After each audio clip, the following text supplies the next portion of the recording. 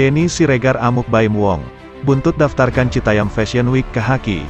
Nggak punya malu pegiat media sosial Denny Siregar ikut buka suara terkait keputusan Baim Wong ajukan pendaftaran merek Citayam Fashion Week ke Pangkalan Data Kekayaan Intelektual. Kemacetan. Yang lebih menggelikan lagi buat saya adalah ada dua perusahaan, satunya milik Baim Wong yang tiba-tiba ingin mengklaim hak cipta Citayam Fashion Week itu menjadi milik mereka dengan mendaftarkan nama itu ke Haki atau hak atas kekayaan intelektual. Ini yang saya nggak paham.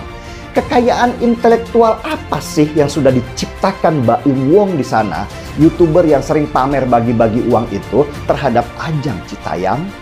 Apa mereka yang menciptakan event itu? Apa mereka yang bekerja membuat event itu sehingga terkenal sampai sekarang? Apa mereka yang memulai event itu dari sepi dan sekarang jadi ramai? Enggak kan? Perusahaan Baim Wong itu hanya ingin memanfaatkan event Citayam untuk menaikkan nama mereka dan berusaha mengkapitalisasinya untuk kepentingan mereka.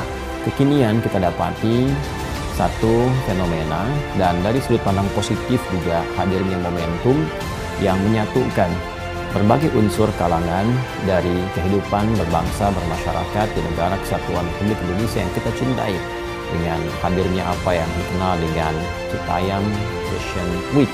Walaupun barangkali sejatinya yang tampil tidak hanya fashion, yang tampil juga berbagai hal yang kiranya dapat membangun interaksi-interaksi sosial, kesadaran-kesadaran untuk saling mengenal, mengakomodir berbagai macam budaya, karakter, dan tentunya pergaulan yang melintasi sekat-sekat antara kota, desa, dan lain sebagainya.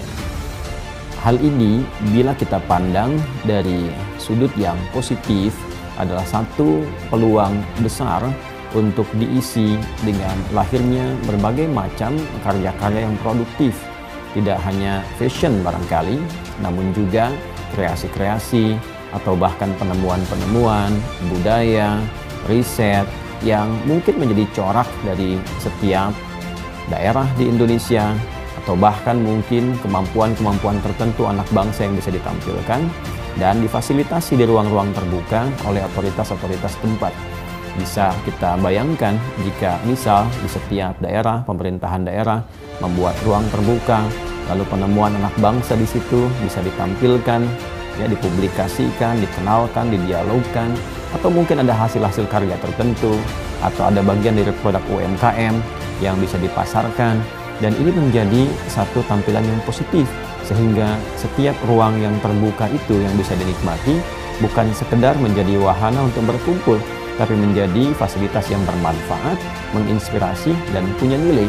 Ketika itu dibiasakan hasil riset yang kemudian didialogkan, dipublikasikan, atau satu kebudayaan, atau misalnya satu produk tertentu yang tadi kita sampaikan, ini saya kira akan mengedukasi masyarakat untuk meningkatkan baik kapasitas intelektual, juga aspek-aspek lainnya, dan pada saat bersamaan bisa mengenal budaya-budaya yang merekatkan anak bangsa menjadi satu kesatuan yang utuh dalam satu bingkai negara kesatuan Republik Indonesia.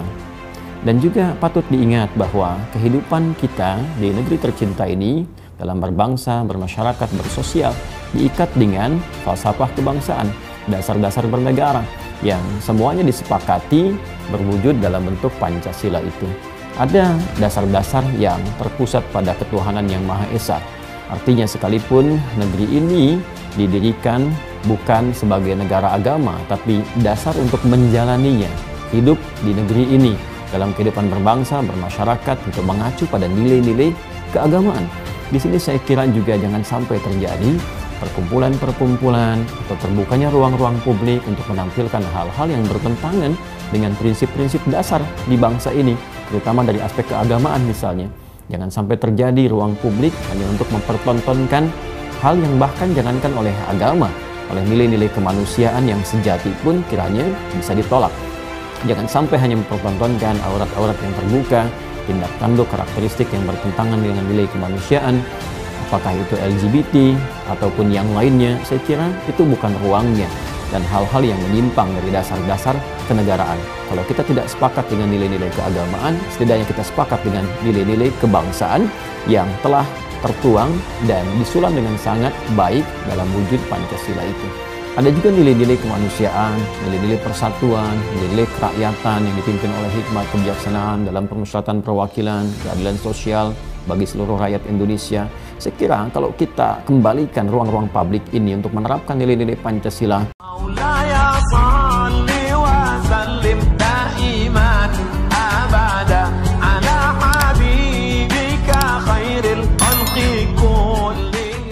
Denny Siregar amuk Baim Wong. Buntut daftarkan Citayam Fashion Week ke Haki. Nggak punya malu pegiat media sosial Denny Siregar ikut buka suara terkait keputusan Baim Wong ajukan pendaftaran merek Citayam Fashion Week ke Pangkalan Data Kekayaan Intelektual, PDKI, Kementerian Hukum dan HAM.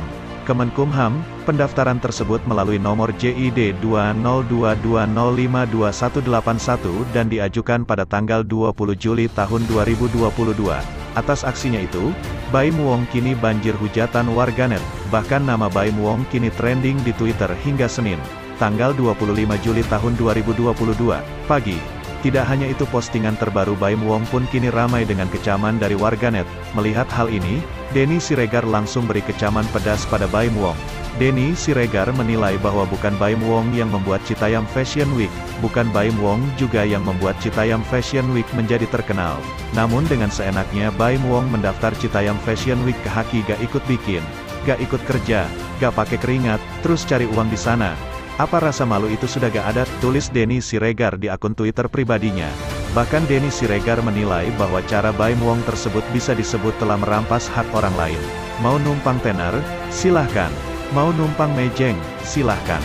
Denny Siregar amuk Baim Wong. Buntut daftarkan Citayam Fashion Week ke Haki.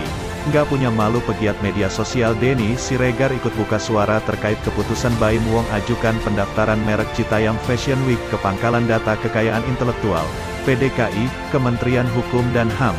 Kemenkumham, pendaftaran tersebut melalui nomor JID 20220521181 dan diajukan pada tanggal 20 Juli tahun 2022. Atas aksinya itu, Baim Wong kini banjir hujatan warganet, bahkan nama Baim Wong kini trending di Twitter hingga Senin, tanggal 25 Juli tahun 2022, pagi.